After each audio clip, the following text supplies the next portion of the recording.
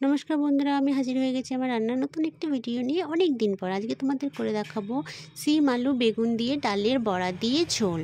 দেখো রান্নাটা কী করে করতে হবে দেখে নাও। দেখো ছোটো ছোটো সিমগুলো আমি গোটা রেখেছি, যেগুলো একটু বড় সিম সেগুলো দু টুকরো করে নিয়েছি। আলু কেটে নিয়েছি, বেগুন কেটে নিয়েছি, সবজিগুলো ধোয়া আছে। এই সবজিগুলো কিন্তু আমি ভেজে নেব। সবগুলো সবজি কিন্তু আমি আলাদা আলাদা ভাজবো, সিম আলাদা, আলু আলাদা, বেগুন আলাদা। এইভাবে ভাজলে কী হবে, সবজির টেস্টটা খুব সুন্দর আসবে।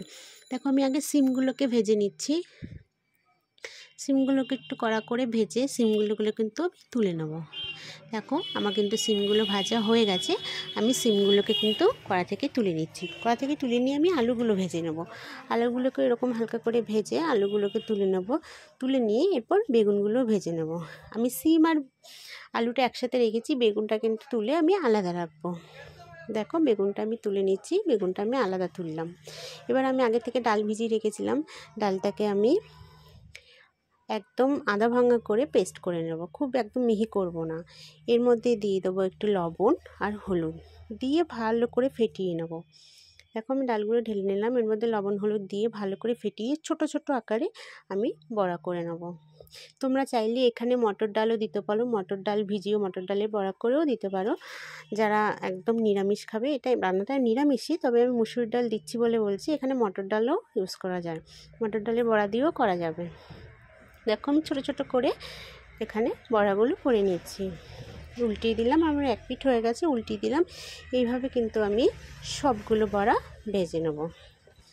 দেখো আমার বড়াগুলো হয়ে গেছে। এবার কড়াতে দিলাম তেজপাতা, গোটা জিরে, শুকনো লঙ্কা ফোড়ন, আর দিচ্ছি আদা বাটা, জিরে বাটা, লঙ্কা বাটা, হলুদ আর লবণ একসাথে জল দিয়ে মিশিয়ে আমি মশলাটা দিয়ে দিলাম। দিয়ে খুব ভালো করে কিন্তু কষাতে হবে।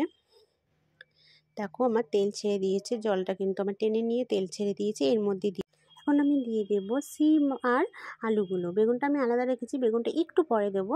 একটুখানি কষিয়ে নিই, কষিয়ে নিয়ে আমি বেগুনগুলো দেবো। দেখো একটু কষিয়ে নিচ্ছে, একটু ভালো করে কষিয়ে নিতে হবে। বেগুন তো গলে যায়, এর জন্য একটু বেগুনটা পরে দেবো, যেহেতু ভাজা আছে আরও তাড়াতাড়ি গলে যাবে, সেজন্য বেগুনটা এখন দিলাম। বেগুনটা দিয়ে ভালো করে কষিয়ে নিতে হবে। দেখো যদি মনে হচ্ছে তোমার কড়াতে লেগে যাচ্ছে, অল্প একটু জল দিয়ে নেবে, একটু জল দিয়ে কষিয়ে। দেখো আমি একটু জল দিয়ে নিলাম, জল দিয়ে একটু কষিয়ে নিচ্ছি। এবার আমার কষা হয়ে গেছে, পরিমাণ মতন আমি জল দিয়ে দিলাম। জল দিয়ে ভালো করে সবজিগুলোর সাথে একসাথে মশলাগুলো জল মিশিয়ে দিচ্ছি, ঢেকে দিলাম। ঢাকা তুলে আমি যখন ফুটে যাবে তখন কিন্তু বড়াগুলোকে ছড়িয়ে এরকম ঝোলের মধ্যে দিয়ে দিতে হবে। ঝোলের মধ্যে বড়াগুলোকে চুবিয়ে দিতে হবে।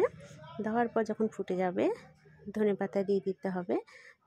ধনেপাতা দিয়ে রান্না কিন্তু রেডি। এই রকমভাবে শীতকালে সবজি দিয়ে তোমরা এরকম তরকারি করে দেখো, খেতে কিন্তু দারুণ লাগে গরম গরম ভাতে। আর অবশ্যই জানিও রান্নাটা কেমন লাগলো। আজকের মতন টাটা, চলো বাই।